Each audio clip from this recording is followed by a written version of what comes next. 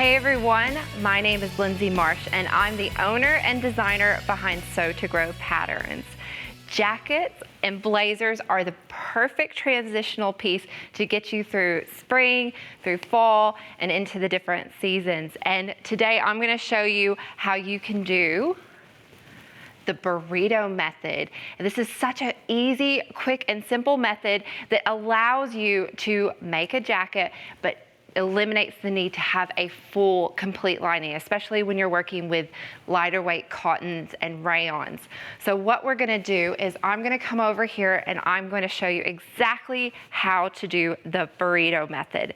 So what I've done here is I've pre-sewn my blazer up to the point where I'm about to attach the front and the back together. So my front pieces are lined, but my back piece is not. Now I've also, you can see that I've already done a 1/2 inch hem down here at the bottom because we're gonna encase this complete side seam. So I wanna go ahead and already have that hemmed.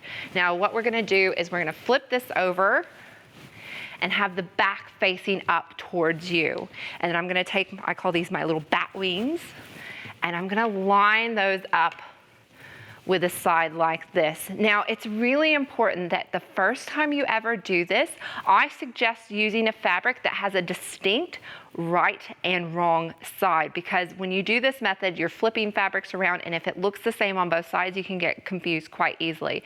So make sure you have like a fabric that you know which right is the right and wrong side. So this is the back, this is the front, and this is the front lining. So we're going to pull that front lining away, and we're just going to pin this edge together. So I like to start by pinning up here at the top, and then I come down here and I make sure I pin this seam kind of out of the way because I don't want to get that caught up. I'm gonna lay that seam right against the edge of where my hem is. Put that there. Okay, and then I'm going to even that out, put a pin in the center, and then I would also put a pin here in the middle. I really like pinning this way because it evens out this seam and it makes it easier to sew. So we're going to hop on over to our sewing machine. Okay, so I'm just gonna set my machine on a little bit longer of a stitch because I'm just gonna baste these together, and I'm gonna sew it a little bit less than 3/8 of an inch because for this pattern, my seam allowance is 3/8 of an inch. So I'm just gonna go inside that slightly.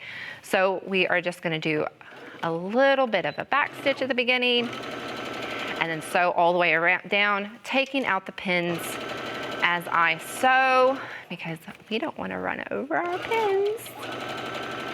Okay, and then when we get down here to the bottom, make sure everything's lined up.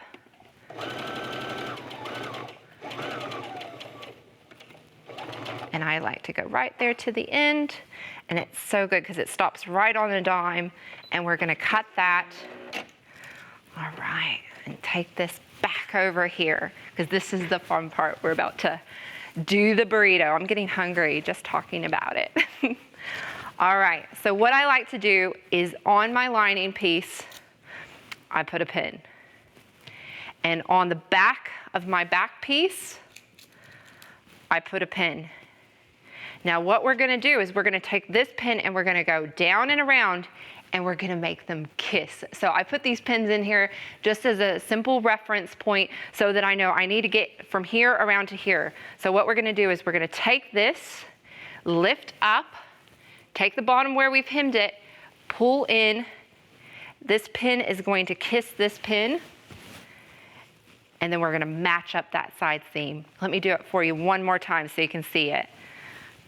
This pin, we're gonna come down, around, and match the pins, okay?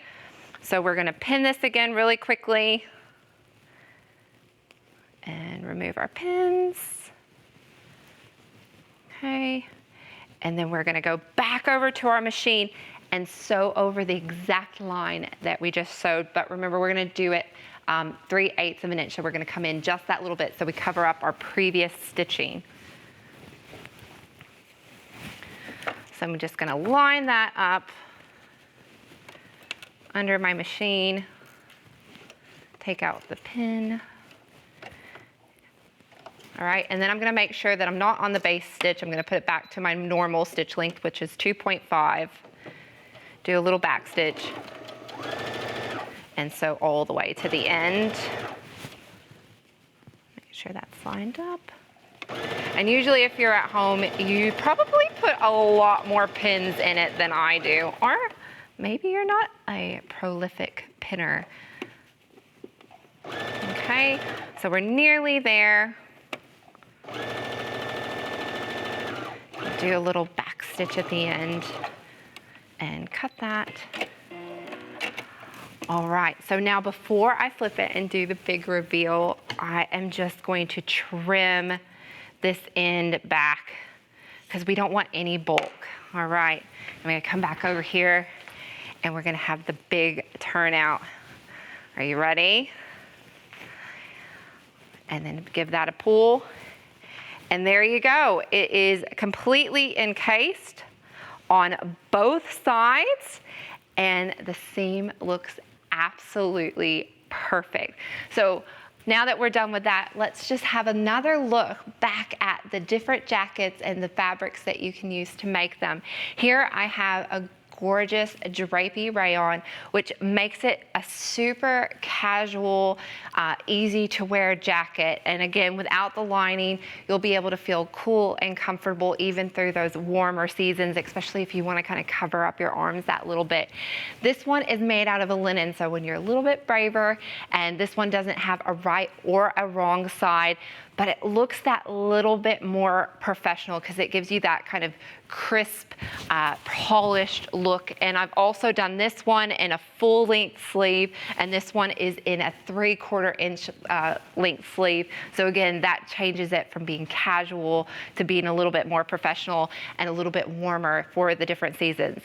Down here, I have in quilting cotton. Now, quilting cotton, there's so many different fabrics out there and beautiful colors and things like that, and you may even have some of this at home, and it just makes it so easy to sew with. And if you're a beginner, start with something like quilting cotton or something with a good structure weave because it's just much easier to sew. And I'm wearing one in velvet, so when you got that burrito method down pat, you can step it up to some more quirky and fun fabrics.